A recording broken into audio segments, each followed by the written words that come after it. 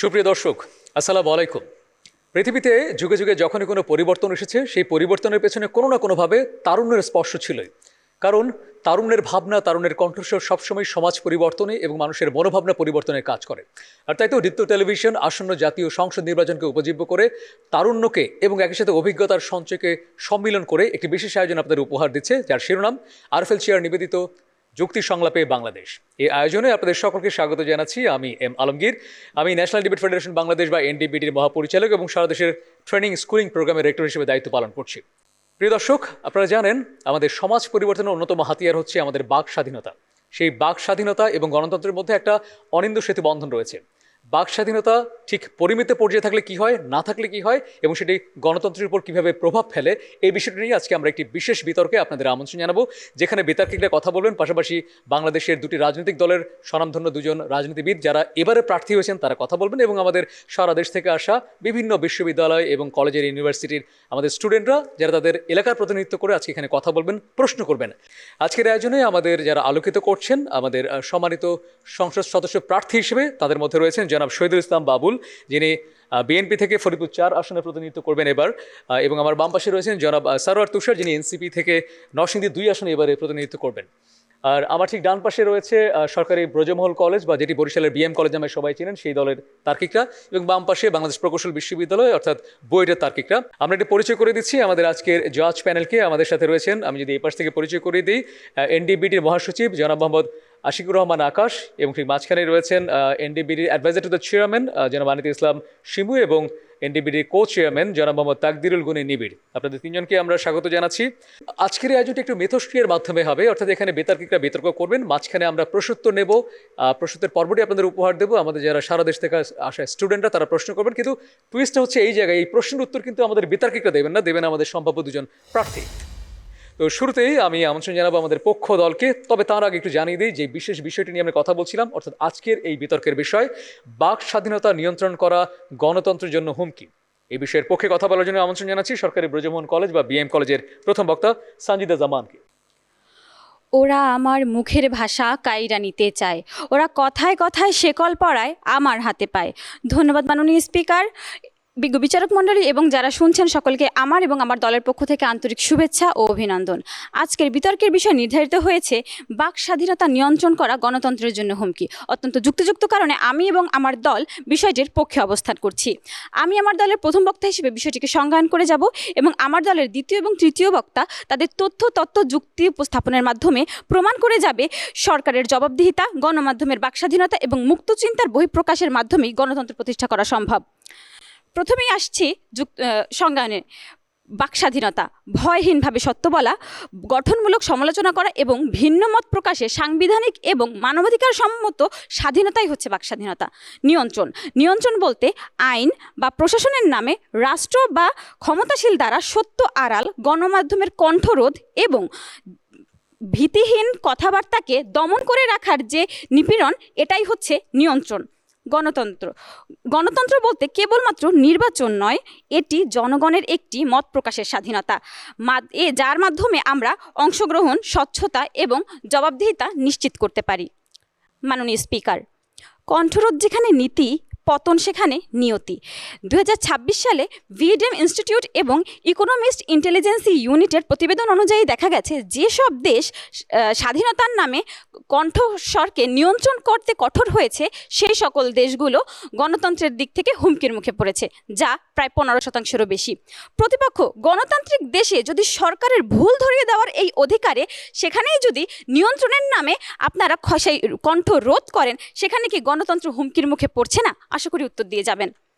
মাননীয় moderator, digital নিরাপত্তা 2018 এবং সাইবার নিরাপত্তা আইন 2023-এর অধীনে গত আগস্ট পর্যন্ত বাংলাদেশে 8টি সাইবার ট্রাইব্যুনালে প্রায় 5,818টি এবং স্পিচ অফেন্সের মামলা হয় প্রায় 1,340টি।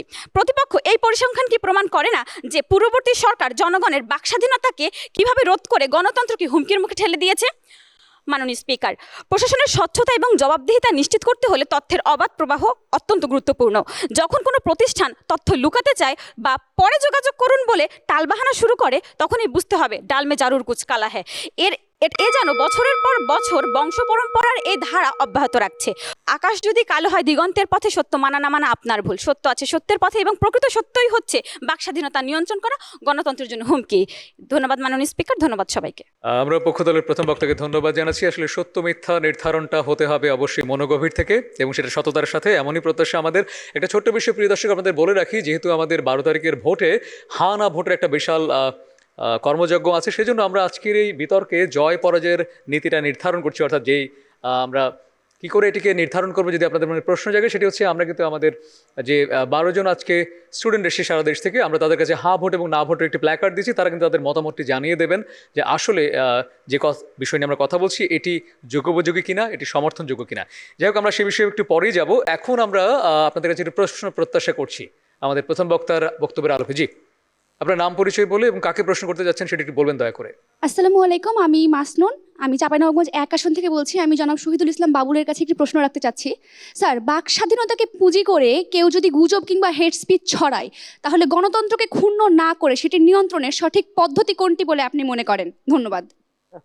জি, থ্যাংক ইউ আমাদের চাঁপাইনবাবগঞ্জের বন্ধু, আপনাকে ধন্যবাদ। আপনি খুব চমৎকারই বলেছেন যে বাক স্বাধীনতার নামে যাচ্ছে তাই বলা বা নিজের ভাষাকে সংযত না করে মানুষকে অশ্লীলভাবে আক্রমণ করা, মিথ্যা যুক্তিহীনভাবে আক্রমণ করা, এটাও গণতন্ত্রের জন্য হুমকি স্বরূপ। অবশ্যই আপনার অধিকার আছে, আপনার অধিকার ততটুকু আপনি শরীরও ঘুরাইতে পারবেন, কিন্তু আমার নাক পর্যন্ত আপনার অধিকার। হ্যাঁ, সেই জায়গাটাকে আপনাকে চিন্তা করতে হবে। এর জন্য যে আইন আছে, আমি মনে করি আইনের মানে কি বলবো, সংস্কার যদি প্রয়োজন থাকে সেটাও করতে হবে। আজকালকার দিনে সবচেয়ে বড় সমস্যা যেটা বাক স্বাধীনতার নামে সামাজিক মাধ্যমে যে ধরনের চরিত্র হনন বা শেমিং এগুলা যেগুলো হয়, এটা খুবই দুর্ভাগ্যজনক। এগুলো অনেক মানুষের জন্য খুব পীড়াদায়ক, বেদনাদায়ক ব্যাপার হয় না, সত্যের লেশমাত্র থাকে না, এরকম কল্পকাহিনীও তৈরি করা হয়। আজকালকে এআই এর যুগ, আবার এটা আবার আমাদের জন্য একটা বিরাট চ্যালেঞ্জ, সভ্যতার জন্যই চ্যালেঞ্জ। এটাকে কিভাবে মোকাবেলা করব, বা বাক স্বাধীনতার নামে যাচ্ছে তাই পরিবেশ নষ্ট করা, আক্রমণ করা, ভয়ানক অশ্লীল আক্রমণ করা, এই যে বিষয়গুলো, সেটা অবশ্যই আমাদের নিয়ন্ত্রণ করবার ব্যাপার আছে। রাষ্ট্রকে এবং স্টেক হোল্ডার যারা এবং দায়িত্বশীল যারা, প্রত্যেকে এই বিষয় নিয়ে চিন্তা করছে। জি, জনাব শহীদুল ইসলাম বাবুল, আপনাকে অনেক ধন্যবাদ। আমরা এবারে চলে যাব আমাদের বিপক্ষ দলের প্রথম বক্তার কাছে। আমি আমন্ত্রণ জানাবো বাংলাদেশ প্রকৌশল বিশ্ববিদ্যালয় অর্থাৎ বুয়েটের প্রথম বক্তা নবনীতা হালদার অর্থীকে। মাননীয় স্পিকার, ধন্যবাদ আমাকে কথা বলার সুযোগ করে দেওয়ার জন্য। মাননীয় স্পিকার, সম্মানিত বিচারকবৃন্দ এবং প্রস্তাবক দলের সম্মানিত সদস্যবৃন্দ, আজ আমরা বিরোধী দল হিসেবে দৃঢ়ভাবে বলছি যে বাক স্বাধীনতা নিয়ন্ত্রণ গণতন্ত্রের জন্য হুমকি। বক্তব্যটি বাস্তবতা বিবর্জিত এবং বিভ্রান্তিকর। বরং বাস্তবতা হলো নিয়ন্ত্রণহীন বাক স্বাধীনতাই গণতন্ত্রের জন্য প্রকৃত হুমকি। আমাদের মূল অবস্থান এখানে খুবই স্পষ্ট। যে ব্যক্তি এমন কোনো বিতর্কিত বক্তব্য দেয় যা দাঙ্গা, সহিংসতা বা রাজনৈতিক অরাজকতা সৃষ্টি করতে পারে, তাকে অবশ্যই জবাবদিহিতার আওতায় আনতে হবে। গণতন্ত্রে বাক স্বাধীনতা যেমন আছে, ঠিক তেমনই তার সাথে দায়িত্বও আছে। নিয়ন্ত্রণ বলতে এখানে কি বোঝানো হয়েছে সেটা আমাদেরকে খুব ভালোভাবে বুঝতে হবে। নিয়ন্ত্রণ মানে সমালোচনার কণ্ঠরোধ করা নয়, বরং এর অর্থ হলো আইনগত, নৈতিক ও সাংবিধানিক সীমারেখা নিয়ন্ত্রণ। বিশেষ করে ঘৃণামূলক বক্তব্যের বিরুদ্ধে, মর্যাদাহানিকর বক্তব্যের বিরুদ্ধে, ভুল ও বিভ্রান্তিকর তথ্য ছড়ানোর ভিত্তিতে। সম্পূর্ণ অবাধ বাক স্বাধীনতা গণতন্ত্র ধ্বংস করতে পারে। ঘৃণামূলক বক্তব্য সংখ্যালঘু জনগোষ্ঠীকে টার্গেট করতে পারে, মিথ্যা প্রোপাগান্ডা ভোটারদের বিভ্রান্ত করতে পারে, সহিংসতার আহ্বান রাষ্ট্রের স্থিতিশীলতা নষ্ট করতে পারে। এই পরিস্থিতিতে জনগণের স্বাধীন মত প্রকাশ নয়, বরং ঘৃণা, অরাজকতা ও বিশৃঙ্খলা তৈরি হয়। রেডিও টেলিভিশন লিব্রে দে মিলস কলিন্স থেকে ঘৃণামূলক বক্তব্য সরাসরি গণহত্যার প্ররোচনা দেয়। ইউএন রিপোর্ট অনুযায়ী মিডিয়া স্পিচকে এখানে উইপেন হিসেবে ব্যবহার করা হয়েছিল।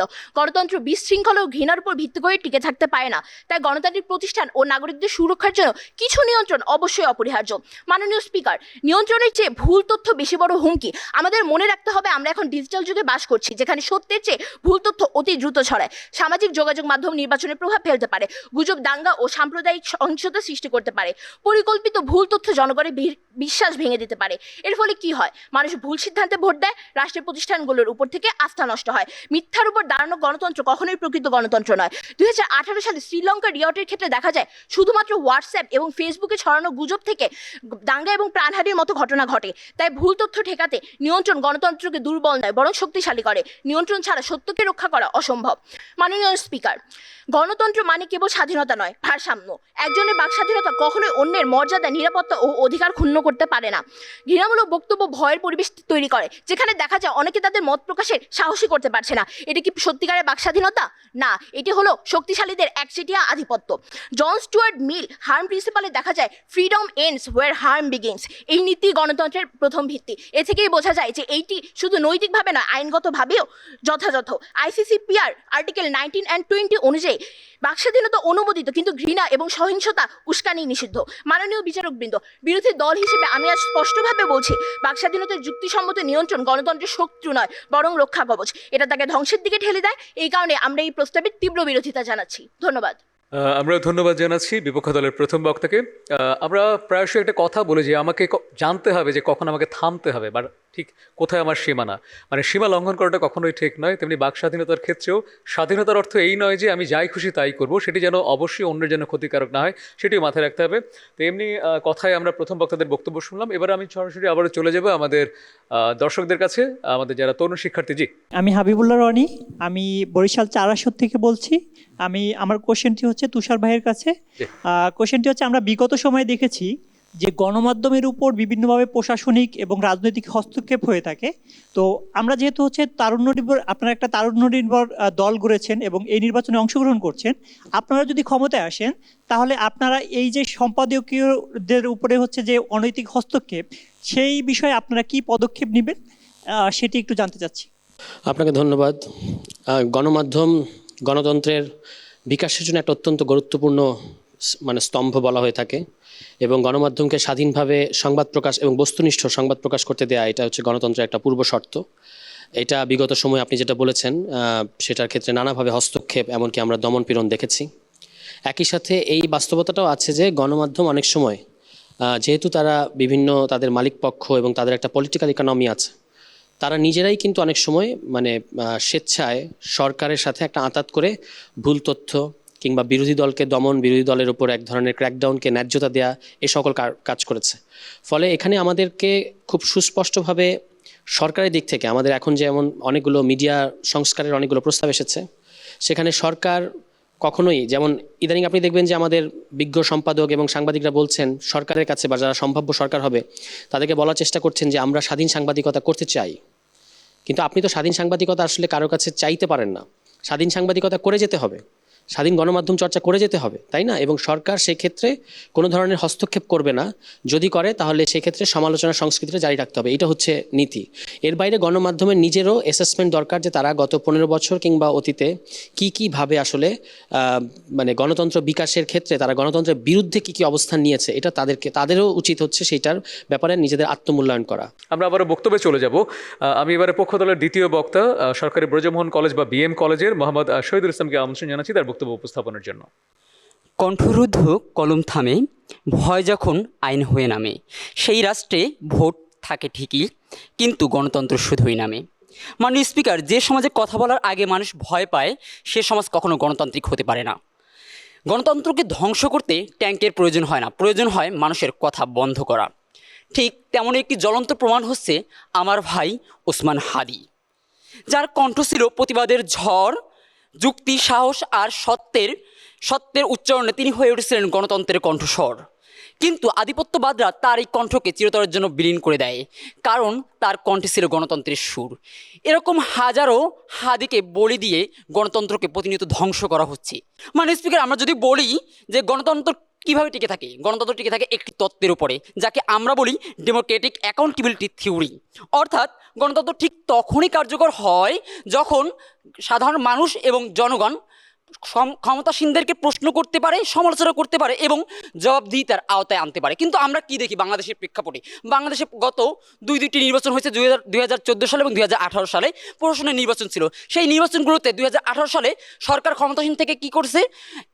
ডিজিটাল নিরাপত্তা আইন 2018 পাশ করেছে, যার কারণে গণমাধ্যমের স্বাধীনতাগুলোকে তারা ক্ষুণ্ণ করেছে। এবং তারই পরিক্রমায় আমাদের সবচেয়ে বেশি বাস্তব উদাহরণ হচ্ছে ভুক্তভোগী হয়েছে জগন্নাথ বিশ্ববিদ্যালয়ের শিক্ষার্থী খাদিজাতুল কুবরা শুধুমাত্র বাক স্বাধীনতায় প্রকাশের মাধ্যমে তার কথা বলার কারণে 11 মাস তাকে কারাদণ্ড ভোগ করতে হয়। মাননীয় স্পিকার, আমেরিকান মানবাধিকার সংস্থা ফ্রিডম হাউস তাদের বার্ষিক প্রতিবেদন 2025-এ স্পষ্টভাবে উল্লেখ করেছেন যে সমস্ত কান্ট্রিতে বাক স্বাধীনতা সীমিত সেই সমস্ত দেশেই গণতান্ত্রিক সূচক নিম্নগামী, অর্থাৎ যেমন বাংলাদেশ, মায়ানমার এবং ভেনেজুয়েলা। তাদের জরিপ মতে 2022, 23 ও 24 সালে বাংলাদেশের মানবাধিকার স্কোর ছিল যথাক্রমে 37, 40 এবং 45। এই সমস্ত পরিসংখ্যানই বলে দেয় বাংলাদেশের মতো গণতান্ত্রিক দেশে বাক স্বাধীনতা কতটা বিপজ্জনকভাবে নিচে নামছে। মাননীয় স্পিকার, এত কিছুর পরও আমার বিজ্ঞ প্রতিপক্ষ বন্ধু হয়তো বলবে সমাজে বিশৃঙ্খলা এড়ানোর জন্য হয়তো বাক স্বাধীনতা নিয়ন্ত্রণ প্রয়োজন। প্রতিপক্ষ বন্ধু, আমরা বলতে চাই আইন দিয়ে অপরাধ দমন করা আর ভয় দিয়ে মত প্রকাশ দমন করা কিন্তু এক নয়। আপনি হেট স্পিচ রোধ করার দোহাই দিয়ে কন্ট্রোল করা গণতন্ত্রের কোনো সমাধান হতে পারে না। সুতরাং গণতন্ত্রকে রক্ষা করতে হলে অবশ্যই আমাদের বাক স্বাধীনতাকে রক্ষা করতে হবে। তাই এই সংসদে এই বিলটি যেন গৃহীত হয় তার জোর দাবি জানিয়ে আমি আমার বক্তব্য এখানে শেষ করেছি। ধন্যবাদ মাননীয় স্পিকার। জনগণের চাও না ভালো, চাও যে শুধু ক্ষমতা। আরএফএল চেয়ার বলে চেয়ার মানে সমতা। আরএফএল চেয়ার, ক্ষমতার নয় সমতার চেয়ার। সুপ্রিয় দর্শক, আপনাদের আমরা আগেই বলেছি একটি নিরীক্ষাধর্মী বিতর্ক, যার ফলে এখানে মত যেমনি আসছে, ভিন্ন মত আসছে, পথ যেমনি আসছে, ভিন্ন পথও আসছে, বাট পারস্পরিক মত প্রদর্শনের প্রতি সম্মান প্রদর্শন এসছে, এবং এটি আমরা প্রত্যাশা করি সব জায়গায়, সব সময়, সব অবস্থায়। তো এই বিষয়ে আমরা কথা শুনছিলাম, এবার আমরা একটু আবার প্রশ্নে চলে যাব। আপনার কেউ প্রশ্ন করতে চান? প্লিজ আপনার নামটি বলুন। আমি সাদিয়া রাইহান, কুষ্টিয়া 4 আসন থেকে। আমার প্রশ্ন থাকবে শহীদুল ইসলাম বাবুল ভাইয়ের কাছে। সংকটকালীন সময়ে বা নির্বাচনের প্রাক্কালে ইন্টারনেট সেবা চালু রাখা কি মৌলিক অধিকারের অংশ হওয়া উচিত নয়? এই বিষয়ে আপনাদের কি প্রতিশ্রুতি? বিষয়টা গবেষণার ব্যাপার, তো কখনো কখনো ইন্টারনেট নিরাপত্তার জন্য হুমকি স্বরূপ হতে পারে। ইন্টারনেট যেমন আশীর্বাদ, ইন্টারনেট আবার আমাদের ডিস্ট্রাকটিভ কাজের জন্য কখনো কখনো এটা ক্ষতিকর কারণ হয়ে যেতে পারে, সব ক্ষেত্রে না। বিগত দিনে যেমন সময়ে সময়ে কারণে অকারণে আন্দোলন দমনের জন্য, গণতান্ত্রিক আন্দোলনের দমনের জন্য ইন্টারনেটকে কারণে অকারণে বন্ধ করে দেওয়া হতো, আমি সেটা বলছি না। আমরা বলছি যে সামগ্রিকভাবে একটা জাতির স্বার্থে, শান্তির স্বার্থে, সম্প্রীতির স্বার্থে, সংঘাত এড়ানোর স্বার্থে, বা যারা অপশক্তি যদি কেউ কোনো নাশকতা করতে চায় সেটা মোকাবেলার স্বার্থে কখনো কখনো এটা দেশের জন্য, মানুষের জন্য ইতিবাচক হতে পারে। বুঝতে পারি। তো ধন্যবাদ বাবুল ভাইকে, আমরা তার কাছ থেকে উত্তরটা পেয়ে গেলাম। এবারে আমরা আবারও চলে যাব বক্তব্যের পালায়। আমি এবার বিপক্ষ দলের দ্বিতীয় বক্তা অর্থাৎ বাংলাদেশ প্রকৌশল বিশ্ববিদ্যালয়ের তার্কিক বন্ধু মোহাম্মদ নাফিস রহমানকে আমন্ত্রণ জানাচ্ছি তার বক্তব্য আমাদের সামনে উপস্থাপনের জন্য। ধন্যবাদ মাননীয় স্পিকার। দেখেন, গণতন্ত্রকে যদি বাঁচাতে হয় আগে মানুষকে বাঁচাতে হবে। আমরা একটু ফিরে তাকাই, গত কয়েক মাস আগে টিএমডি নামে একটি হ্যাশট্যাগ প্রকাশ হচ্ছিল সোশ্যাল মিডিয়াতে বা প্রচার হচ্ছিল। এর গুরুত্ব বোঝার জন্য আমাদের একটু পেছনে ফিরে তাকাতে হবে। কতটুকু পেছনে? এই গত বছরের ডিসেম্বরে দেখেন ইলিয়াস হোসেনের একটি পোস্টকে কেন্দ্র করে মিডিয়া হাউসগুলোকে কারওয়ানবাজার অফিসে আগুন লাগায় দিয়ে হলো, ভেঙে চুরে করা হলো। অর্থাৎ একটা ফেসবুক পোস্টের মাধ্যমে বাংলাদেশের জনগণকে ম্যানিপুলেট করা যায়, ভায়োলেন্সের আন্ডার আনা যায়। পরবর্তীতে আমরা কি দেখলাম, ইলিয়াস হোসেনের ফেসবুক পেজকে মেটা রিমুভ করে দিল। তার কারণ তারা কি দেখালো, যে সে ইনসাইটমেন্ট অফ ভায়োলেন্স। অর্থাৎ এইটা প্রমাণিত হয় যে দেখেন, বাক স্বাধীনতার যখন নিয়ন্ত্রণ না থাকে তখন আপনি যে মানুষদের নিয়ে গণতন্ত্র প্রতিষ্ঠা করার কথা বলছেন সেই মানুষগুলো নিজেরাই নিরাপদ থাকে না। আপনি আবার দেখেন 1994 সালে ফিরে যান, রুয়ান্ডাতে কি হলো, তখন রেডিওতে অন এয়ারে সংখ্যালঘুদের বিরুদ্ধে হেট স্পিচ ছড়ানো হতো। ফলাফল আমরা কি দেখলাম? ফলাফল আমরা দেখলাম মাত্র 100 দিনে প্রায় 8 লক্ষ মানুষ মারা গেল সংখ্যালঘুরা। অর্থাৎ এই টাইপের বাংলাদেশের সিচুয়েশন আপনি চিন্তা করেন, যেখানে একটা পোস্টের মাধ্যমে মানুষকে ম্যানিপুলেট করা যায় এবং সংখ্যালঘুরা এমনিতে একটু জীবন ভয়ে থাকে, সেইখানে যদি আপনি টিএমডির মতো হ্যাশট্যাগুলোকে নিয়ন্ত্রণের আন্ডারে না আনেন, তাদেরকে যদি আপনি ফ্রি হ্যান্ড দিয়ে দেন বাক স্বাধীনতার নামে, ফলাফল আমরা কি দেখবো? আমরা দেখতে পাবো হয়তো রুয়ান্ডার মতো আমাদের দেশে একটি সংখ্যালঘু বিরুদ্ধে গণহত্যার একটি মতো জিনিস চলতে পারে। তারপর আপনি একটা জিনিস চিন্তা করেন, আপনি এমন একটা বিশ্ব চিন্তা করতেছেন যেখানে বাক স্বাধীনতার কোনো নিয়ন্ত্রণ নাই ধরেন, এবং সেই ওয়ার্ল্ডের মধ্যে আপনার পলিটিক্যাল দলগুলো মাত্র স্টেবল হওয়া শুরু করেছে। এমতাবস্থায় যদি এমন কিছু প্রো মিলিটারি পার্সনরা বাক স্বাধীনতার নামে মিলিটারি কু করার আহ্বান জানাতে থাকে, তখন কি আপনার গণতন্ত্র নিরাপদ থাকবে?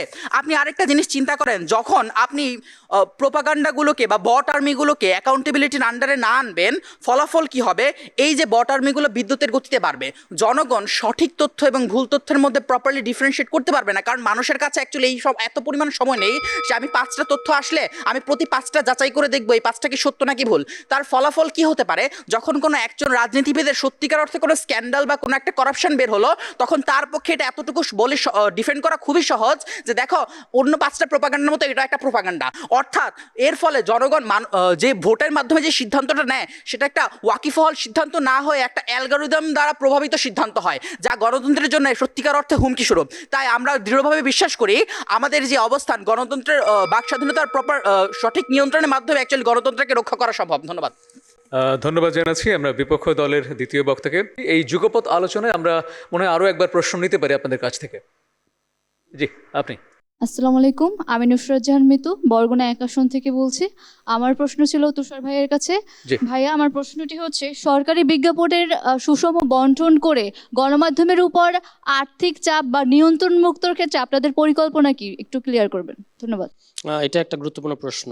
মানে সরকারি নিয়ন্ত্রণ গণমাধ্যমের উপর এখান থেকে শুরু হয়, যে যারা বিশেষত যে সকল পত্রিকা সরকারের দুর্নীতি, সরকারের দমনপীড়ন এই সকল জিনিসকে বেশি বেশি প্রকাশ করতে চায়, তাদের ক্ষেত্রে সরকার বিজ্ঞাপন দেওয়ার ক্ষেত্রে এক ধরনের, মানে তাদেরকে না দেওয়ার ক্ষেত্রে সরকারের এক ধরনের আমরা তৎপরতা দেখতে পাই। ফলে এই ক্ষেত্রে সরকারের, যদি আমরা গণমাধ্যম কমিশন কিংবা সংশ্লিষ্ট মন্ত্রণালয়, আবার আপনি জানেন যে সংসদীয় কমিটি থাকে, এগুলোকে আমরা যদি ইন্ডিপেন্ডেন্টলি ওয়ার্ক করতে দেই, তাহলে এই ক্ষেত্রে সুষম বন্টন করা বা কোন পত্রিকা সরকারের বিরুদ্ধে কি লিখছে না লিখছে সেটা আসলে বিবেচ্য হবে না এবং হওয়া কখনোই উচিত না। আপনি সমস্ত পত্রিকাকে তার সার্কুলেশন দেখে এবং তার রেটিং দেখে, এগুলো অনেকগুলো মানদণ্ড আছে, সেগুলো দেখে আপনি বিজ্ঞাপনটা দেবেন। এবং এই ক্ষেত্রে তারা সরকারকে নিয়ে বা মানে বিভিন্ন বিষয়ে কি নিউজ করছে এটা কিন্তু বিবেচ্য হবে না। যদি তাদের নিউজের মধ্যে কোনো মিস ইনফরমেশন, ডিসইনফরমেশন থাকে সেটা আলাদা বিষয়, কিন্তু সরকারের সমালোচনা করার কারণে বিজ্ঞাপন বন্ধ করে দেওয়া এটা আসলে চলতে দেওয়া যাবে না। এবং এই ক্ষেত্রে যারা সরকার গঠন করবে ভবিষ্যতে, তাদের সুনির্দিষ্ট প্রস্তাব থাকা দরকার আছে। জি, তুষার ভাই আপনাকে ধন্যবাদ। তো এবারে আমরা আবার একটু তর্কযুদ্ধে চলে যাব। এবারে যুক্তির পালায় আমি আমন্ত্রণ জানাচ্ছি সরকারি ব্রজমোহন কলেজ বা বিএম কলেজের তৃতীয় বক্তা মোহাম্মদ হাসনাইনকে আমি আমন্ত্রণ জানাবো। সত্যি কথা বলার ডাক, ওই যে সবাই মারছে হাক, বাক স্বাধীনতা সবার থাক, গণতন্ত্র মুক্তি পাক। ধন্যবাদ মাননীয় স্পিকার, বিজ্ঞ বিচারক মণ্ডলী এবং উপস্থিত সকলকে। মাননীয় স্পিকার, একটু আগে বিপক্ষ দলের প্রথম বক্তা বলে গেলেন যে ভুল তথ্যের মাধ্যমে নাকি ভুল তথ্য বন্ধ করার জন্য বাক স্বাধীনতা নিয়ন্ত্রণ। আমি প্রশ্ন রাখতে চাই, আপনার বিশ্ববিদ্যালয়ের মেধাবী শিক্ষার্থী আবরার ফাত কি এমন ভুল তথ্য সরে গেছে যার জন্য তাকে নির্মমভাবে হত্যা করে গেল? প্রশ্নের উত্তর দিয়ে যাবেন। দ্বিতীয় বক্তার বক্তব্য শুনে মনে হলো যেন আমরা অনলাইন ভিত্তিক বাক স্বাধীনতার কথা বলছি। মাননীয় স্পিকার, আমি আপনাকে বলতে চাই আমরা অনলাইন ভিত্তিক বাক স্বাধীনতার কথা বলছি না, এখানে আমরা মানুষের একজন জনগণের মৌলিক যেই বাক স্বাধীনতা এটার কথা বলছি। মাননীয় স্পিকার, আমরা একটু লক্ষ্য করি যে বাংলাদেশের ইতিহাসে যে সরকারই আসুক না কেন, সকলে এই নীতিতে আবদ্ধ হয়ে যায় যে তোরা যে যা বলিস ভাই, আমার বিরুদ্ধে কথা বলার অধিকার তোদের কারো নাই। মাননীয় স্পিকার, যদি এইটা নাই হয় তাহলে আজকে প্রতিপক্ষ প্রমাণ করে যাবে যে বাংলাদেশের ইতিহাসে এমন কোন সরকার ছিল যে জনগণ তাকে জবাবদিহিতার আয়তায় আনতে পারছে। আর আপনি যখন সরকারকে জবাবদিহিতার আয়তায় আনতে ব্যর্থ হবেন, তখনই আপনার গণতন্ত্র হুমকির মুখে পড়বে। সরকার হবে স্বৈরাচার, জনগণ হারাবে তার বাক স্বাধীনতার অধিকার। মাননীয় স্পিকার, গণতন্ত্র যদি একটি কাঠামো হয় তাহলে বাক স্বাধীনতা হলো তার দর্পণ। আর আপনি যখন সেই দর্পণে আঘাত করবেন তখন গণতন্ত্র এমনিতেই হুমকির মুখে পড়বে। দার্শনিক জন লক বলেন যে বাক স্বাধীনতা ছাড়া গণতন্ত্র টিকে থাকে না। রাষ্ট্র যখন বাক স্বাধীনতার উপর আঘাত করে তখন সে জনগণের প্রতিনিধি থাকে না, সে হয়ে ওঠে নিকৃষ্ট শাসক। মাননীয় স্পিকার, এরপর আমরা বলতে চাই, যখন আমরা বাক স্বাধীনতার প্রসঙ্গ আসে তখন আমরা এই প্রসঙ্গ না বলে পারি না নিউ মডেল বিশ্ববিদ্যালয় কলেজের শিক্ষার্থী জুলাই যোদ্ধা নাহিদুল ইসলামের কথা। দৈনিক যুগান্তরের প্রতিবেদনে দেখা যায় 31শে জুলাই 2024 সালে জুলাই আন্দোলন থেকে এই গণতান্ত্রিক রাষ্ট্রের এই গণতান্ত্রিক পোশাক পরে, পুলিশের পোশাক পরে যখন তাকে আটক করে তার মুখ বন্ধ করে বাক স্বাধীনতাকে হুমকির মুখে ফেলে দেওয়া হচ্ছে, তখন কি গণতন্ত্র হুমকির মুখে পড়ে নাই? প্রশ্ন রেখে গেলাম, আশা করি উত্তর দিয়ে যাবেন। মাননীয় স্পিকার, এরপর আসি আমাদের যেই গণতান্ত্রিক একটি দেশের চতুর্থ স্তম্ভ হলো গণমাধ্যম, কিন্তু আমরা লক্ষ্য করি দিনের পর দিন এই গণমাধ্যমকে নিয়ন্ত্রণ করার নামে যেখানে বাক স্বাধীনতা বন্ধ করে দেওয়া হচ্ছে, এমনকি দলীয়করণ করা হচ্ছে। আমরা যদি একটু লক্ষ্য করি, আমাদের সকলেরই অবগত আছে 2012 সালের 11 ফেব্রুয়ারি সেই আলোচিত সাংবাদিক সাগর রুনি হত্যাকাণ্ডের কথা, কতটা নির্মমভাবে হত্যা করা হয়েছে তাকে। মাননীয় স্পিকার, এরপর আসি, যার ফলে বর্তমান সাংবাদিকেরা ভয় পেয়ে কিংবা চাপে পড়ে এই দলীয়করণ হতে বাধ্য হচ্ছে। ধন্যবাদ মাননীয় স্পিকার, ধন্যবাদ সকলকে। আমরা ধন্যবাদ জানাচ্ছি সময় সচেতনতার জন্য। একটু বিরতি দিয়ে প্রশ্নে চলে যাব। কেউ কি প্রশ্ন করতে চান? জি, ধন্যবাদ। আসসালামু আলাইকুম। আমার প্রশ্নটি শহীদুল ইসলাম বাবুল ভাইয়ের কাছে, যে রাষ্ট্রীয় গণমাধ্যমগুলোকে কোনো নির্দিষ্ট দলের মুখপাত্র না বানিয়ে, অর্থাৎ কোনো দলকেন্দ্রিক না করে রাষ্ট্রের জনগণের প্রতিষ্ঠানে রূপান্তর করতে আপনার বা আপনার দলের কোনো ভূমিকা বা পদক্ষেপগুলো কি থাকবে পরবর্তীতে? থ্যাংক ইউ, আপনাকে চমৎকার প্রশ্ন করেছেন। তো বলা হয়েছে যে গণতন্ত্রের 3টি স্তম্ভের একটি হলো আমাদের গণমাধ্যম বা মুক্ত চিন্তা বা মুক্ত স্বাধীনতা। সেটা ছাড়া কার্যকর গণতন্ত্র কখনো হয় না। ভলতেয়ারে সে বিখ্যাত উক্তি যে আমি তোমার মতের সাথে একমত নাও হতে পারি, কিন্তু তুমি যাতে বলতে পারো তার জন্য আমি লড়াই করে যাব শেষ পর্যন্ত। তো এই কথার মানে হলো যে মুক্ত গণমাধ্যম, হ্যাঁ, এর বিপরীত দিকও আছে। মুক্ত গণমাধ্যম মানে যাচ্ছে তাই না, মিথ্যা না, প্রোপাগান্ডা না, বা ডিস্ট্রাকটিভ কোনো কিছু না। সে যেটা বললো আমাদের বুয়েটের এক বক্তা, যে একটি বক্তব্যের মধ্য দিয়ে কয়েকটি পত্রিকার অফিসকে জ্বালিয়ে দেওয়া গেল, এটা তো কোনো বক্তব্য বা গণমাধ্যম বা মুক্ত গণমাধ্যম হতে পারে না। আমার যেটা বক্তব্য, যে গঠনমূলক সমালোচনা হবে, কার্টুন হবে। আপনি খেয়াল করেছেন যে আমার যিনি বর্তমান চেয়ারম্যান পার্টির, তিনি নিজে তার নামে যারা কার্টুন এঁকেছেন, সমালোচনা করেছেন, তাদেরকে উৎসাহিত করেছেন। তার মায়ের নামে যারা সমালোচনা করেছে, গালি দিয়েছে, তাদেরকে মুক্তির ব্যাপারে পুলিশের হাত থেকে ছাড়াবার জন্য তিনি উদ্যোগ নিয়েছেন। আমরা আশা করি যে প্রত্যেকেরই রেসপন্সিবল বা দায়িত্বশীল হবার প্রয়োজন আছে। আমি যেটা বলবো, হ্যাঁ, কথা এমন যে কথা দিয়ে পরমাণু বোমার চাইতে শক্তিশালী। আপনি এই কথা দিয়ে যুদ্ধ বন্ধ করতে পারেন, আবার একটি কথার মাধ্যমে বিশ্বযুদ্ধ বাঁধিয়ে দিতে পারেন। সুতরাং আপনার লাগাম আপনাকে ঠিক করতে হবে। তার জন্য আগে নিজের মুক্ত চিন্তাটা, নিজের বিবেচনা বোধটা প্রসারিত করবারও প্রয়োজন রয়েছে বলে আমরা মনে করি। Thank you. জনগণের চাও না ভালো, চাও যে শুধু ক্ষমতা। আরএফএল চেয়ার বলে, চেয়ার মানে সমতা। আরএফএল চেয়ার, ক্ষমতার নয় সমতার চেয়ার। আমরা আবার বক্তব্যে চলে যাব। বিপক্ষ দলের তৃতীয় বক্তা বাংলাদেশ প্রকৌশল বিশ্ববিদ্যালয়ের বন্ধু মোসাম্মদ আয়েশা সিদ্দিকাকে আমি আমন্ত্রণ জানাচ্ছি তার বক্তব্য উপস্থাপনের জন্য।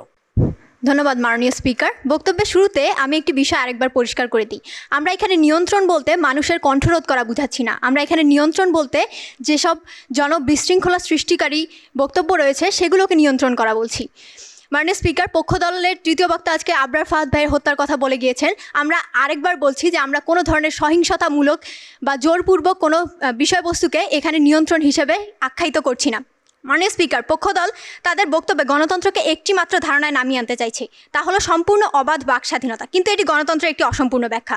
গণতন্ত্র মানে অধিকারহীন স্বাধীনতা নয়। গণতন্ত্র মানে আইনের ভারসাম্য বজায় রেখে প্রাপ্ত স্বাধীনতা। প্রতিটি কার্যকর গণতন্ত্রই বাক স্বাধীনতার একটি নির্দিষ্ট সীমা নির্ধারণ করে, যার উদ্দেশ্য হলো জনশৃঙ্খলা রক্ষা, সহিংসতা প্রতিরোধ এবং অন্য নাগরিকের অধিকারের সুরক্ষা। উদাহরণ হিসেবে আমরা ইউরোপের অন্যতম শক্তিশালী গণতান্ত্রিক রাষ্ট্র জার্মানির কথা ধরতে পারি। জার্মানিতে 1945 সালের পর থেকে যে কোনো ধরনের নাৎসি প্রচারণা এবং স্বস্তিকা বা অন্যান্য প্রতীকী সাইন ব্যবহার করা সম্পূর্ণভাবে নিষিদ্ধ। মাননীয় স্পিকার, যুক্তরাষ্ট্রের সহিংস উস্কানি আইনত শাস্তিযোগ্য অপরাধ এবং ইউরোপীয় ইউনিয়নেও ঘৃণামূলক বক্তব্য ও বিভ্রান্তিকর তথ্যের বিরুদ্ধে আইন রয়েছে। মাননীয় স্পিকার, ইউরোপীয় ইউনিয়নে বাক স্বাধীনতা কোনো নিরঙ্কুশ অধিকার নয়, এটি অধিকার ও দায়িত্বের একটি ভারসাম্য। প্রধানত ইইউ চার্টার অফ ফান্ডামেন্টাল রাইটসের 11 নম্বর অনুচ্ছেদ দ্বারা এটি পরিচালিত হয়। মাননীয় স্পিকার, বাক স্বাধীনতার অপব্যবহারের কারণে কিছু ঘটনা আমরা দেখে আসব। প্রথমত ওয়াটারগেট কেলেঙ্কারি আমরা দেখেছি। এখানে ক্ষমতাসীনদের ইচ্ছাকৃত মিথ্যা বক্তব্য ও মিডিয়ায় মিথ্যা গল্প প্রচার জনগণের আস্থা নষ্ট করেছিল এবং রাষ্ট্রীয় প্রতিষ্ঠানগুলোকে হুমকির মুখে ফেলেছিল। মানে স্পিকার, যেখানে রাষ্ট্রীয় প্রতিষ্ঠানগুলো হুমকির মুখে, সেখানে কিভাবে গণতন্ত্র সুরক্ষা পাচ্ছে সেটা আমার বোধগম্য নয়। এখানে মূলত সমস্যা ছিল কথা বলার অধিকার নয়, বরং মিথ্যাকে রাজনৈতিক অস্ত্র হিসেবে ব্যবহার, যা অবাধ বাক স্বাধীনতা বা নিয়ন্ত্রণহীন বাক স্বাধীনতা থাকলে খুবই সম্ভাব্য। মানে স্পিকার, এবার আমরা দেখতে যাব 2025 সালের 18 জানুয়ারি বাংলাদেশে ঘটা একটি ঘটনাতে। ময়মনসিংহের ভালুকায় দীপু দাস নামের একজন হিন্দু যুবককে পুড়িয়ে হত্যা করা হয়েছিল। মানে স্পিকার, এর কিন্তু কারণ ছিল মিথ্যা বক্তব্য, তার নামে কথিত ধর্ম অবমাননার অভিযোগ নিয়ে এসে এবং সেটিকে কোনোভাবে সত্যতা যাচাই না করে কিছু বিক্ষুব্ধ জনতা তাকে সেখানেই পিটিয়ে গাছে ঝুলিয়ে দগ্ধ করে হত্যা করে। মাননীয় স্পিকার, যেখানে নিরাপত্তা নেই, যেখানে প্রতিপক্ষ আমাদেরকে দেখিয়ে যেতে পারেননি কীভাবে তারা বাক স্বাধীনতার ফলে সৃষ্ট এই ধরনের জনবিশৃঙ্খলা এবং সহিংসতাকে প্রতিরোধ করবে, সেখানে আমরা তাদের প্রস্তাবটি কখনোই গৃহীত হওয়ার কথা বলতে পারি না। সুতরাং মাননীয় স্পিকার, আমি জন স্টিউয়ার্ট উইলের বক্তব্য দিয়ে আজকের বক্তব্যটি শেষ করছি। Freedom ends where harm begins. ধন্যবাদ। আমরা ধন্যবাদ জানাচ্ছি বিপক্ষ দলের তৃতীয় বক্তা সহ আমাদের 6 জন বক্তাকে তাদের আলাপচারিতার মধ্য দিয়ে বাক স্বাধীনতার নিয়ন্ত্রণকে ঘিরে আমরা একটি বিশেষ বিতর্কে অবতীর্ণ হয়েছি, যেখানে একটি গুরুত্বপূর্ণ প্রেক্ষাপট ছিল গণতন্ত্র। সত্যিকারের গণতন্ত্র রক্ষা করা এবং সেটিকে প্রতিষ্ঠা করার জন্য বাক স্বাধীনতার অবশ্যই প্রয়োজন আছে, কিন্তু সেটি যাতে স্বেচ্ছাচারিতা না হয় সেটিও মাথায় রাখতে হবে। এমন কিছু শব্দগুচ্ছের সম্মেলন আমরা উপভোগ করলাম। এ পর্যায়ে আমরা মনে হয় আরেকবার আপনাদের কাছ থেকে প্রশ্ন আশা করতে পারি। কেউ প্রশ্ন করবেন? জি প্লিজ। আসসালামু আলাইকুম, আমি মোহাম্মদ রিফাত হাসান, নরসিংদী 5 আসন থেকে। আমার প্রশ্নটা তুষার ভাইয়ের কাছে। অনেক উন্নত দেশে মানহানি কেবলই একটি দেওয়ানি মামলা, যেখানে জরিমানা হতে পারে, জেল নয়, কিন্তু বাংলাদেশে এটা একটা ফৌজদারি অপরাধ। আপনি কি মনে করেন বাংলাদেশেও কি এটাকে দেওয়ানি অপরাধ হিসেবে গণ্য করা উচিত? ধন্যবাদ। এই প্রসঙ্গটা আমি বলতাম, থ্যাংক ইউ, আপনি বলেছেন। আমাদের এই কিছুদিন আগেও যে ডিজিটাল নিরাপত্তা আইন ছিল বা 57 ধারা, এটার ফান্ডামেন্টাল যে প্রবলেম, যে কারণে এটাকে আর আইন হিসেবেই আপনি গণ্য করতে পারবেন না, সেটা হচ্ছে এই যে প্রসঙ্গটা আপনি তুললেন, যে এখানে যেগুলোকে অফেন্স হিসেবে দেখানো হয়েছে এগুলো সবই আসলে সিভিল অফেন্স। তো সিভিল অফেন্সের জন্য আসলে ক্রিমিনাল যে সাজা সেটা নির্ধারণ করা হয়েছে। ফলে আইনের যে আপনার মূল আপনার কি বলবো এটাকে পাটাতন, সেটাই আসলে নষ্ট হয়ে গেছে এবং আইনগুলো স্রেফ দমন পীড়ন ছাড়া আর কিছু হয় নাই। আমরা দেখেছি এর দ্বারা সাংবাদিকদের দমন করা হয়েছে, বিরোধী দলীয় অ্যাক্টিভিস্টদের দমন করা হয়েছে, যারা সরকারের সমালোচনা করেছে একটা কমার ভুলের কারণে গ্রেফতার করা হয়েছে। আপনারা ওই জগন্নাথ বিশ্ববিদ্যালয়ের শিক্ষার্থীর কথা বললেন, তিনি একটা প্রোগ্রামের সঞ্চালনা করেছেন মাত্র, তার কোনো নিজস্ব পজিশন ছিল না, পজিশন ছিল বিভিন্ন যারা বক্তা ছিলেন, তিনি সঞ্চালনা করেছেন। এই অপরাধে তাকে 18 মাসের জেল খাটতে হয়েছে যখন তিনি একজন মাইনর ছিলেন, মানে তার বয়স অনুযায়ী। তো এই জায়গাটাতে এই কারণে এটা নিয়ে এত বিরোধিতা ছিল, এটাকে কালা কানুন বলা হয়েছে, যদিও শব্দটা নিয়ে নানা ধরনের মতামত আছে। আমরা গণবিরোধী আইন বলে থাকি সাধারণত, এটা আসলে আইনই হয় নাই, কারণ আইনের যে প্রধান কথা যে আপনাকে কিছু বেঞ্চমার্ক আসলে উত্তীর্ণ হতে হবে, সেটা কিন্তু এই আইনগুলো দ্বারা হয় নাই। ফলে এগুলোকে অবশ্যই কোনটা সিভিল অফেন্স, মানহানি করা অবশ্যই কারোর, গণতান্ত্রিক সমাজে কারোর মানহানি করার অধিকার আরেকজনের নাই, মানে ভুল তথ্যের ভিত্তিতে। এটার একটা ব্যবস্থা বা নিদান থাকতে হবে। আমি যদি মানহানির শিকার হই, আমার আদালতে যাওয়ার অধিকার আছে, কিন্তু এটা কিন্তু মনে রাখতে হবে সিভিল অফেন্স, ওটা ক্রিমিনাল অফেন্স হবে না। কিন্তু আমাদের এখানে আমরা দেখেছি যে একটা মামলা রুজু করে দেওয়া হয় এবং সাথে সাথে গ্রেফতার করা হয়, আগে 7-8 মাস জেল খাটো, তারপর জামিন। এইটা একটা পুরো প্রক্রিয়াটা একটা ভুল প্রক্রিয়া এবং চরমভাবে অন্যায় প্রক্রিয়া। এবং এইটা আশা করি যে সামনের যে আমরা আইনি ব্যবস্থা পেতে যাচ্ছি আগামী পার্লামেন্ট থেকে, সেখানে এগুলোর ব্যাপারে সরকার এবং বিরোধী দল এবং রাষ্ট্র সবাই আসলে এই ব্যাপারটাগুলোকে আগের যে অতীত অভিজ্ঞতাগুলো থেকে শিক্ষা নেবে এবং তারা আসলে জনগণকে আর এভাবে জুলুম করবে না। এবারে যে 3 জন সম্মানিত বিচারক আমাদের এই আয়োজনটিকে বা তাদের বক্তব্য এতক্ষণ অবজার্ভ করছিলেন, আমরা একটু তাদের কাছে খুব সংক্ষিপ্ত পরিসরে যাব তাদের মূল্যায়নটি শোনার জন্য। শুরুতেই ন্যাশনাল ডিবেট ফেডারেশন বাংলাদেশ NDBDর সেন্ট্রাল কমিটির কো চেয়ারম্যান জনাব মোহাম্মদ তাকদিরুল গনি নিবিড়কে আমি আমন্ত্রণ জানাচ্ছি তার মূল্যায়নটি উপস্থাপন করার জন্য। যারা বিতর্কে এতক্ষণ বক্তব্য দিয়েছেন, BM কলেজ এবং বুয়েট, দুই দলেরই যে বক্তব্য, তাদের মূল কথা ছিল যে বাক স্বাধীনতা নিয়ন্ত্রণ করলে গণতন্ত্রের জন্য হুমকি হচ্ছে কি হচ্ছে না এটি। তো সেই জায়গা থেকে যে বিষয়গুলো উঠে এসেছে সেটি খুব সহজ, এবং আসলে আমরা দেখেছি যে গত দীর্ঘ বছর ধরে বাংলাদেশে এবং সারা বিশ্বে বিভিন্ন জায়গায় কিন্তু এ ধরনের ঘটনাগুলো ঘটে চলেছে বলেই আজকে বিতর্কের সাবজেক্ট হিসেবে এখানে এসেছে। আমরা যদি আরেকটু কোনো বৈশ্বিক যুক্তিগুলো পেতাম, বাংলাদেশের সাথে কম্প্যারিজন করতে পারতাম, যে আমাদের শুধু বাংলাদেশ নিয়ে না থেকে, যেমন বুয়েটের পক্ষ থেকে কয়েকটি তথ্য এসেছে, কিন্তু তথ্যগুলো আরও একটু স্ট্রং হওয়া ভালো ছিল। একজনের কাছ থেকে তথ্য পেয়েছি, তথ্যটা যদি একটু সবার কাছ থেকে পেতাম তাহলে ভালো হতো। একইভাবে আমরা যদি BM কলেজের কাছ থেকেও পেতাম যে আপনারা কোন কোন দেশের সাথে কিভাবে তুলনা করছেন সেই জায়গাটি। তো যাই হোক, মূল যে বিষয়টি সেটি হচ্ছে বাক শুধু যে কথা তা নয়, যে বিষয় দিয়ে মানুষকে আকৃষ্ট করা যায় এই বিষয়গুলোকে নিয়ন্ত্রণ করা বা সমন্বিত করা। এবার আমরা চলে যাব আমাদের আরও একজন বিচারক জনাব আনিতা ইসলাম শিমুর কাছে, যিনি adviser to the chairman and the BD. সবাইকে অনেক শুভেচ্ছা, এবং আজকে খুব প্রাণবন্ত একটা ডিবেট এই মুহূর্তে হয়ে গেল আর কি। তো আমার কাছে যেটা মনে হচ্ছে যে দুই দল থেকেই ইনফরমেশন এসেছে অনেক, ইনফরমেশনগুলো ভালো ছিল। তবে একটা জিনিস মনে হয় কি যে দুই দলের কাছ থেকে যদি এই জিনিসটা আসতো যে বিগত দিনের যদি সরকার যে চিত্র যে প্রেক্ষাপটগুলো ছিল যেখানে যেখানে বাধা ছিল বাক স্বাধীনতার ক্ষেত্রে, তো সামনে আমাদের যেই নির্বাচন হতে যাচ্ছে যেই সরকারই আসুক না কেন, আমরা কিন্তু কিছু সাজেশন রাখতে পারতাম আইন প্রণয়নের ক্ষেত্রে, এবং সেটার মনে হয় কিছু কাউন্টার পয়েন্টে আসতো। তো এটা হলে হয়তো ডিবেটটা আরও বেশি জমে উঠতো, বাট ওভারঅল ডিবেট অনেক ভালো হয়েছে। আর দুই দলের ভিতর যে কোনো একটা দল চ্যাম্পিয়নশিপ যেটাই হোক না কেন, আপনারা আপনাদের স্ট্যান্ড পয়েন্ট থেকে অনেক ভালো করেছেন। কিন্তু আমার কাছে মনে হচ্ছে যে যদি আইন প্রণয়নের বিষয়ে কিছু যদি যুক্তি দিতেন, এটা হয়তো আরেকটু প্রাণবন্ত হয়ে উঠতো। বাট অবশ্যই এটা অনেক ভালো ছিল। তো দুই দলকে অনেক অনেক শুভকামনা। আমরা বিচারক মহোদয়কে ধন্যবাদ জানাচ্ছি। আসলে তথ্যসূত্র সুনিশ্চিত করে তথ্য প্রদান করাটা যেমনি জরুরি, তেমনিভাবে ভবিষ্যৎ ভাবনার একটা প্রেক্ষাপট তুলে ধরাটা কিন্তু বিতর্কের জন্য ভীষণ জরুরি। অন্তত প্রেক্ষাপটকে বিশ্লেষণ করা এবং বিতর্ক শুধু জয়ের জন্য না, ওন করার একটা বিষয় আছে, হয়তো সেটি শিমু বলেছেন। এবারে আমরা আমাদের আরও একজন অন্যতম বিচারক এনডিবিডির মহাসচিব জনাব মোহাম্মদ আশিকুর রহমান আকাশের কাছে যেতে চাই, তার মন্তব্যটি আমরা শুনবো। ধন্যবাদ মাননীয় স্পিকার। আমরা সুন্দর এবং চমৎকার একটি বিতর্ক উপভোগ করলাম দুই দলের কাছ থেকে। দুই দলের জন্য শুভেচ্ছা। প্রথমেই যদি আসি, আমরা আসলে কি দেখলাম বিতর্কে উঠে এসেছে যে গণতন্ত্র শুধুমাত্র ব্যালট বক্স নয়, এটি মুক্ত কণ্ঠের স্বাধীনতা। এবং একই সাথে আমরা এটিও দেখলাম যে অনিয়ন্ত্রিত বাক স্বাধীনতার ফলাফলটা কি। এটি শুধুমাত্র যে অরাজকতাই করে তা কিন্তু না, একদম গণহত্যা পর্যন্ত পৌঁছিয়ে দেয়। রুয়ান্ডার গণহত্যার উদাহরণটা খুব পুরাতন না। এবং আমরা যদি বাংলাদেশের কথা দেখি, আমার দীপু দাসের উদাহরণ খুবই টাটকা একটা উদাহরণ। সো ভালো বিতর্ক হয়েছে। আর আমরা এটাও দেখলাম যে বাক স্বাধীনতার নিয়ন্ত্রণ যত বেশি, আমাদের বিশ্বের যে গণতন্ত্রের সূচক, সেই সূচকে সেই দেশের অবস্থানও তত কম। এবং সঠিক তথ্য এবং ভুল তথ্যের যদি পার্থক্য না করা হয়, সেই ফলাফলের ভয়াবহতা কতটা সেটা আমরা আজকের বিতর্কের মাধ্যমে দুই দলের কাছ থেকেই পেয়েছি। আর শেষে একটা কথা বলছি যে গণতন্ত্র টিকে থাকে স্বাধীনতায়, আর স্বাধীনতায় টিকে থাকে দায়িত্বে। তাই গণতন্ত্র আর আমাদের যে বাক স্বাধীনতা, এটা দুইটারই আমাদের দায়িত্ববোধের মাধ্যমে ভাবতে হবে।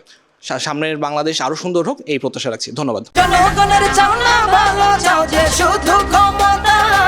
আরএফএল চেয়ার বলে চেয়ার মানে সমতা। আরএফএল চেয়ার, ক্ষমতার নয় সমতার চেয়ার। এবার আমি একটু সরাসরি চলে যাব আমাদের দুজন সম্মানিত প্রার্থীর কাছে, যেটা আমরা ক্লোজিং রিমার্ক বলছি, বা হচ্ছে আপনারা একটু যদি আপনাদের শেষ কথাগুলো ভালোবেসে যদি বলতে চান। আমি একটু প্রথমেই তুষার ভাইয়ের কাছে চলে যাই, যিনি নরসিংদী 2 আসন থেকে এনসিপির মনোনয়ন নিয়েছেন। তুষার ভাই, যদি আপনার শেষ কথাগুলো, যেহেতু নতুন প্রজন্ম আছে, আপনার কথাগুলো শুনতে চাই, আমরা শুনতে চাই। দায়িত্বশীলতা এবং বাকস্বাধীনতা দুটোর একটা সমন্বয় ছাড়া আসলে আমরা যে কোনো কিছু বলে ফেলা, এটা আসলে বাকস্বাধীনতা না।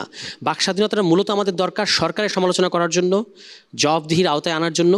আবার আমাদেরকে অন্যের মতের প্রতি রেসপেক্টফুল থাকার ব্যাপার আছে, অন্যের বিশ্বাসের প্রতি রেসপেক্টফুল থাকার ব্যাপার আছে। সেই ক্ষেত্রে আমরা কিন্তু বাকস্বাধীনতার দোহাই দিয়ে তার অনুভূতিকে আহত করতে পারি না। ফলে এই দুটোকে একটা সমন্বয় করার জন্য এখন যেভাবে আগে বাকস্বাধীনতাকে আনকন্ডিশনাল মনে করা হতো, সেটা কিন্তু এখন আর মনে করা হয় না। এখন মনে করা হয় যে কোনটা বাকস্বাধীনতা এবং কোনটা বাকস্বাধীনতা না, এটা আগে চিহ্নিত করার দরকার আছে, এবং তারপরে আপনি অন্যদিকে যাবেন। এবং এই ক্ষেত্রে আমি উভয় দলকেই সাধুবাদ জানাতে যাই যে তারা তার পজিশনে কিন্তু আমি বলবো যে সঠিক যুক্তিতর্ক করেছেন, এবং তাদের মধ্যে খুব বেশি মৌলিক পার্থক্য আমি দেখি নাই। শুধু যেটা দরকার সেটা হচ্ছে সংজ্ঞায়ন, বাকস্বাধীনতা, হেট speech, incitement of violence, regulation, সরকারের ভূমিকা, এই সমস্ত জিনিস যদি আমরা একটা সঠিক সংজ্ঞায়নের মধ্যে আনতে পারি। এবং সবচেয়ে গুরুত্বপূর্ণ হচ্ছে কনসেপচুয়াল ক্ল্যারিটির পাশাপাশি এগুলোকে একটা আইনি কাঠামোর মধ্যেও আমাদেরকে ধরতে পারতে হবে। তাহলে আসলে এই সমস্যাগুলো থেকে আমরা অনেকটাই পরিত্রাণ পাবো। সবাইকে ধন্যবাদ। জি, জনাব সারোয়ার তুষার, আপনাকে আবার ধন্যবাদ জানাচ্ছি। এবার আমি চলে যাচ্ছি জনাব শহীদুল ইসলাম বাবুল ভাইয়ের কাছে। ভাই, আপনার কাছ থেকে শেষ কথাগুলো শুনতে চাই। জি, থ্যাংক ইউ। যুক্তির মধ্যেই মুক্তির আলো না কথা আছে। কেন বলছি? যুক্তি থাকতে হবে, কথা থাকতে হবে।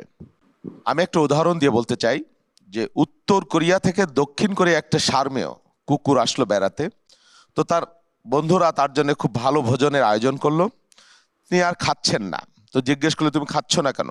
বলে, আমার দেশে এগুলো বহুত আছে, আমি এগুলো খাইতে আসিনি। বলে, কেন এসছো? বলে, আসছি প্রাণ ভরে ঘেউ ঘেউ করতে, সেটা আমি আমার দেশে করতে পারি না। একটা মানুষ জন্মগতভাবেই মানুষ কিন্তু স্বাধীন, সে বলতে চায়। অবশ্যই তার স্বাধীনতা থাকবার প্রয়োজন আছে, সমাজে, সংসারে, রাষ্ট্রে, সর্বব্যাপী। কিন্তু আবার এই কথাই, যেমন আমি 9/11 যেটা টুইন টাওয়ার যখন ডিস্ট্রাকশন হয়ে গেল, ধ্বংস হয়ে গেল, তখন আমি একটা নিউজ দেখলাম CNN-এ, যখন 200 কোটি প্রায় মানুষ পৃথিবীর দেখতেছিল, সবার নজর টেলিভিশনের পর্দায়, যে ফিলিস্তিনিরা গুলি করে আনন্দ উৎসব করছে এই মানবিক বিপর্যয়ের সময়। অথচ এই দৃশ্যটা সেই সময়ের ছিল না, কিন্তু 200 কোটি মানুষ কিন্তু দেখে ফেলছে কমপক্ষে। তারা সেটা পরে রিজয়েন্ডার দিয়েছিল যে দুঃখিত, আমরা এই উৎসব বা এই গুলির ঘটনা এই সময়ের না, এটা অন্য অকেশনের। ততক্ষণে কিন্তু 200 কোটি মানুষের, তার মানে কি, মিস ইনফরমেশন, ডিসইনফরমেশন একটা মানুষকে কিভাবে, আমাদের দেশে অসংখ্য ঘটনা আমরা দেখেছি যে একটা নারীকে বা একটা মানুষকে মৃত্যুর দিকে ঠেলে দেয় আক্রমণ, ডিসইনফরমেশন বা কি বলে শেমিং, যেটা বিশেষ করে নারীদের ক্ষেত্রে আমাদের হয়, সেটারও যেমন নিয়ন্ত্রণ প্রয়োজন আছে, আবার কথা বলবার স্বাধীনতারও প্রয়োজন আছে। এই দুইটার যে সমন্বয়, আমাদের আদিবাজ এই প্রশ্নটা করেছে, চমৎকার প্রশ্ন, এর মধ্যেই আমাদের মনে হয় সমস্ত কিছু লুকায়িত আছে। Thank you very much.